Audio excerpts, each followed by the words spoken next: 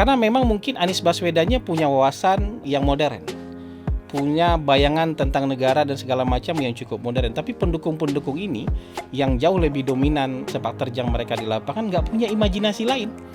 Imajinasi mereka ya tempat main mereka cuma itu. Jadi imajinasi mereka juga lagi-lagi akan kembali ke sana. Ya menggunakan tempat ibadah, menggunakan ceramah-ceramah agama, menggunakan tokoh-tokoh agama untuk melabeli ini halal, ini haram.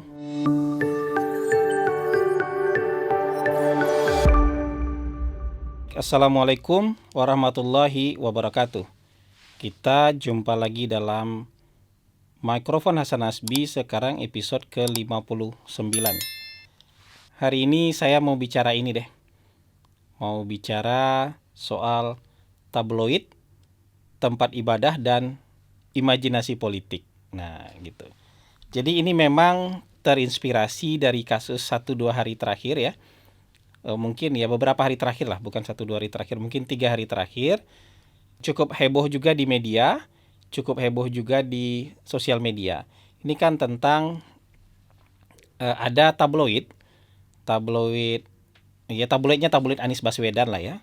Tabloid Anies Baswedan yang diedarkan ke masyarakat, ada yang ke pedagang. Tapi yang menjadi heboh itu adalah ketika tabloid ini diedarkan di sebuah tempat ibadah, di sebuah masjid ya, di sebuah masjid di Malang. Dan ini kemudian menjadi berita yang cukup heboh, ada pro dan kontra. Yang menjadi menarik adalah sebenarnya penyebaran tabloid untuk sosialisasi, untuk kampanye menurut saya nggak kenapa-kenapa. Ya, nggak ada masalah sama sekali. Jadi sekarang itu kan aturannya belum bisa berlaku karena belum ada tahapan pencalonan presiden kan. Dan calon presidennya juga belum ada. Jadi ketika misalnya tabloid Anies Baswedan itu beredar dimanapun, bahkan beredar di seluruh Indonesia, sampai ke mancanegara, itu menurut saya tidak ada yang masalah di sana. Ya, tidak ada yang masalah di sana. Nah, kemudian yang menjadi kontroversi itu adalah ketika disebarkan di tempat ibadah. Walaupun secara fair kita bisa bilang bahwa sebenarnya nggak bisa dihukum juga ketika itu diedarkan di tempat ibadah, karena tadi itu aturannya belum ada, belum berlaku, dan belum ada calon presiden. Jadi memang belum bisa dianggap secara formal itu adalah sebuah kampanye politik. Tapi yang bisa kita maklumi dari ini adalah bahwa ini seperti pemberitahuan aja, pemberitahuan awal lah kepada masyarakat Indonesia bahwa kalau misalnya Mas Anies Baswedan menjadi calon presiden secara resmi nanti atau diusung oleh partai-partai, maka model kampanye mungkin bukan dari timnya Anies Baswedan langsung, mungkin bukan langsung dari Mas Anies Baswedannya, tapi model kampanye yang akan dijalankan oleh para pendukung Mas Anies, baik itu resmi ataupun tidak resmi, ia akan menggunakan cara ini lagi, akan menggunakan tempat ibadah lagi sebagai base camp-nya, sebagai tempat agitasi politiknya, itu akan menggunakan tempat ibadah lagi. Mungkin hari kali ini baru sekedar tabloid yang beredar di rumah ibadah, tapi nanti bisa jadi tidak hanya sekedar tabloid, tapi agitasi politiknya juga akan menggunakan tempat ibadah. Apakah itu nanti Jumatan, apakah itu nanti pengajian rutin, apakah nanti acara Ramadan, peringatan hari besar keagamaan, apapun itu akan jadi tempat kampanye politik, sarana agitasi politik oleh para pendukung Mas Anies Baswedan. Ya, ini sebenarnya saya jadi teringat bukunya wartawan perang itu, yang menulis perang di Afghanistan, menulis perang di Timur Tengah, namanya Robert Fisk. Nah, Robert Fisk ini menulis buku judulnya The Great War for Civilization. Ya, jadi karena dia punya waktu yang cukup panjang untuk mengamati dan meliput perang di Timur Tengah, khususnya di Afghanistan, dia jadi punya kesimpulan yang menarik. Jadi kira-kira begini, ketika Taliban menang di Afghanistan, kan dulu pernah menang ya. Kalau kemarin kan menang dari Amerika, kalau dulu kan menang dari para mujahidin. Jadi Robert Fisk itu bilang, ya setelah diberikan kesempatan untuk berkuasa, itu para Taliban yang datang dari Peshawar ini, dari perbatasan Pakistan ini, nggak tahu gimana cara memimpin negara. Nggak tahu cara mengorganisasikan negara, nggak tahu cara ngurus ekonomi, nggak tahu cara ngurus teknologi, nggak tahu cara ngurus angkatan bersenjata, nggak tahu ngurus diplomasi, nggak tahu ngurus negara secara umum. Karena apa? Mereka dibesarkan di kamp pengungsi Peshawar, Pakistan. Jadi seluruh imajinasi mereka yang mereka anggap negara itu adalah kayak kamp pengungsi di Peshawar itu. Jadi ketika mereka masuk ke kota Kabul, imajinasi mereka itu adalah Kabul itu mau dijadikan kayak Peshawar. Jadi dikelola, diurus dengan cara ngurus pengungsi di Peshawar, Pakistan. Jadi nggak kebayang sama mereka bahwa mereka harus punya bank sentral. Nggak kebayang sama mereka bahwa mereka harus punya organisasi kemiliteran yang betul, bukan hanya sekedar laskar-laskar. Nggak kebayang bahwa mereka harus ngurus ekonomi. Ada pendapatan negara, ada rancangan biaya belanja dan pendapatan negara.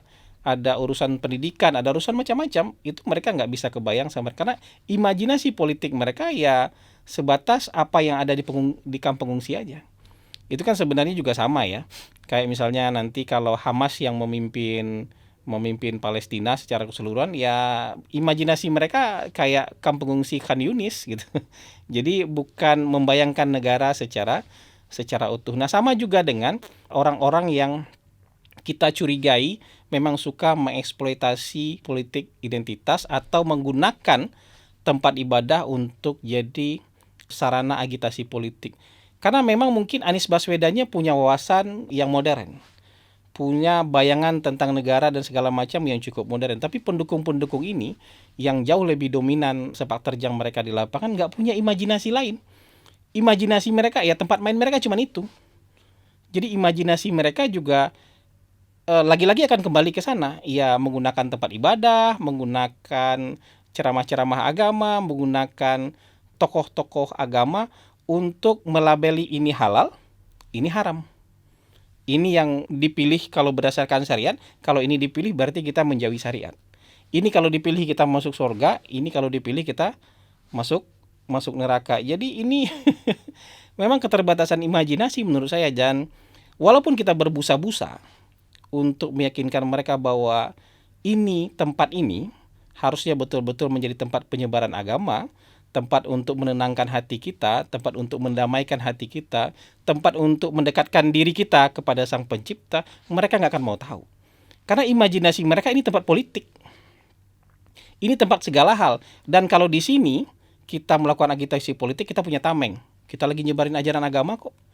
Kalau di sini kita memprovokasi orang, memprovokasi untuk mendukung orang, dan memprovokasi untuk membenci orang, mereka punya dalil. Ini ajaran agama kok. Saya mengkampanyekan ini di depan saudara-saudara saya seagama kok. Jadi kalau ada yang merasa tersinggung, merasa terhina, merasa dinistakan, salah sendiri dengerin ceramah saya. Salah sendiri masuk ke tempat ibadah ini. Orang kita dalam rangka ibadah kok. Dalam rangka menjalankan ajaran agama kok, kenapa Anda yang tersinggung?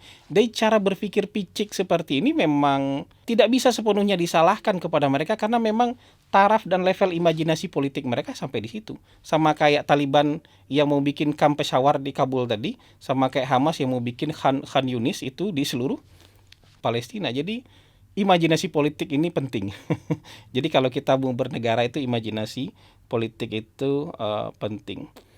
Nah, kalau kita mau punya imajinasi politik yang benar, memang sebaiknya orang-orang yang ketika dicalonkan menjadi presiden, pendukung-pendukungnya agak-agak begini, agak-agak kurang imajinasi politiknya kayak gini, memang sebaiknya kita stop lah.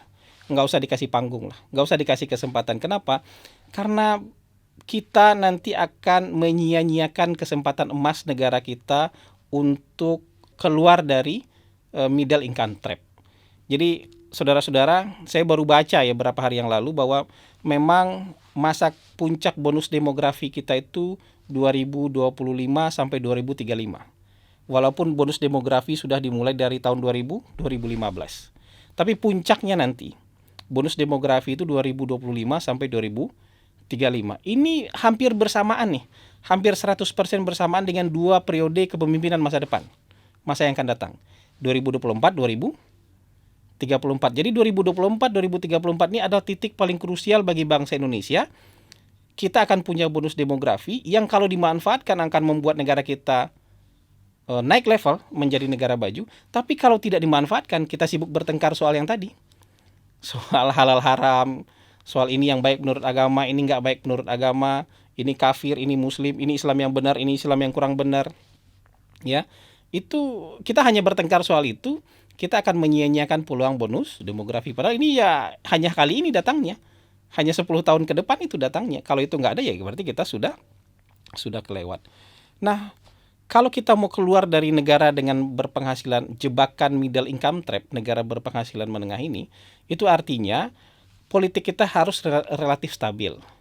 Jadi kalau kita mau punya pemimpin tahun 2024 sampai tahun 2034, bukan pemimpin yang membelah. Bukan pemimpin yang ketika nongol langsung ada pembencinya dalam jumlah yang juga hampir sama besar. Ya.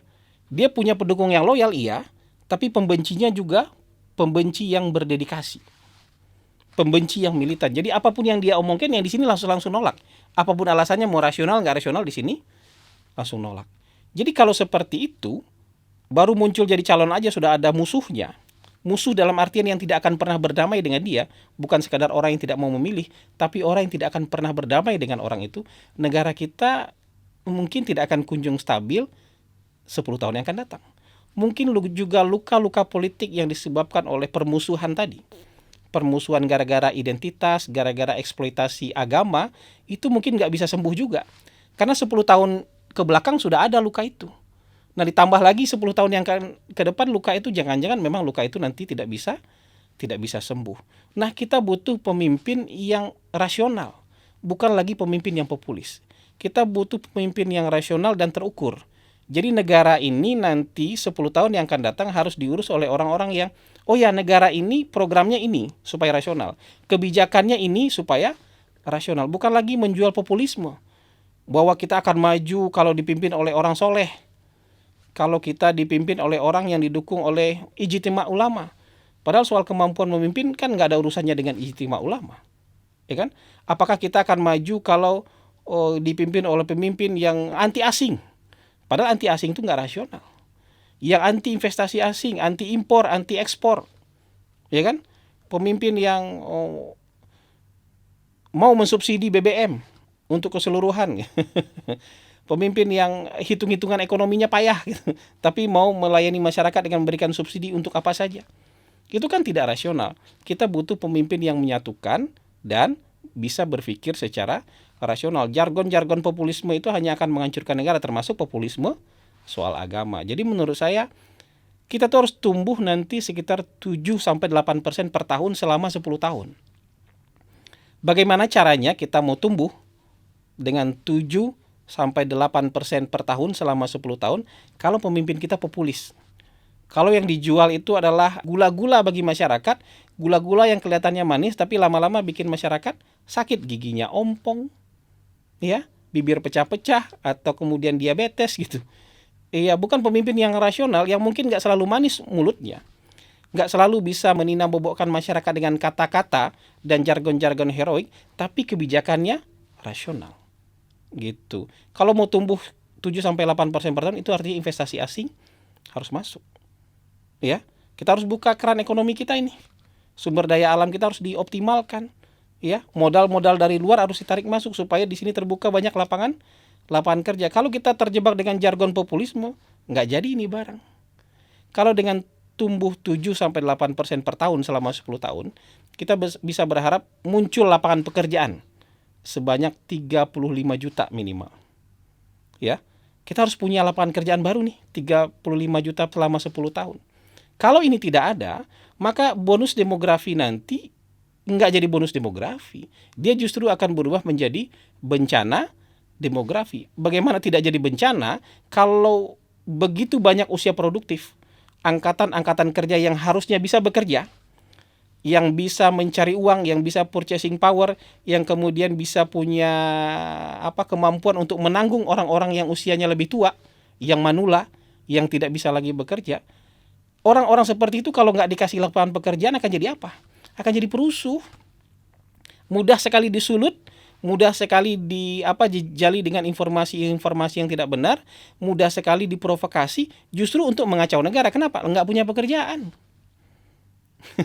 Ketika mereka nggak punya pekerjaan, hidup mereka sulit dengan jumlah yang begitu besar, energi mereka banyak karena masih muda, iya, tenaga mereka besar karena mereka masih produktif, nggak punya pekerjaan, gampang sekali diprovokasi untuk mengganggu stabilitas negara. Bahkan bisa menghancurkan negara. Jadi makanya saya yakin bahwa 10 tahun yang akan datang, kita nggak boleh lagi memilih pemimpin dengan jargon populis. Pemimpin-pemimpin yang bisa melenakan kita dengan kata-kata heroik, termasuk jargon populisme agama. Jadi kalau sudah ada kode hari ini, kode tentang imajinasi politik kelompok tertentu yang mungkin tidak akan berubah imajinasinya 2 tahun yang akan datang, masih akan menggunakan cara yang sama, tempat yang sama, isu yang sama dalam mendukung dan mengusung calon presiden, itu harus kita tinggalkan. Kalau perlu orangnya nggak dikasih panggung. Karena begitu dikasih panggung, pendukungnya akan melakukan hal itu lagi. Kita sudah berbusa-busa bilang atau peraturannya kita bikin sekeras mungkin. Kalau melakukan ini di penjara. Mau penjara berapa banyak orang? Ya. Mau meringkus berapa ribu atau berapa ratus ribu orang? Karena yang melakukan ini banyak. Yang punya pikiran seperti ini banyak. Yang punya keyakinan bahwa dengan cara seperti inilah kejayaan agama bisa dicapai. Dengan cara seperti inilah Indonesia akan mendapatkan pemimpin yang diridoi. Ya itu banyak. Penjara kita emang cukup untuk menangkap orang-orang seperti ini, sekeras apapun aturannya. Jadi menurut saya lebih baik yang dilakukan adalah desain politik. Desain politik yang juga punya imajinasi tentang bangsa ini ke depan. Apa imajinasinya itu?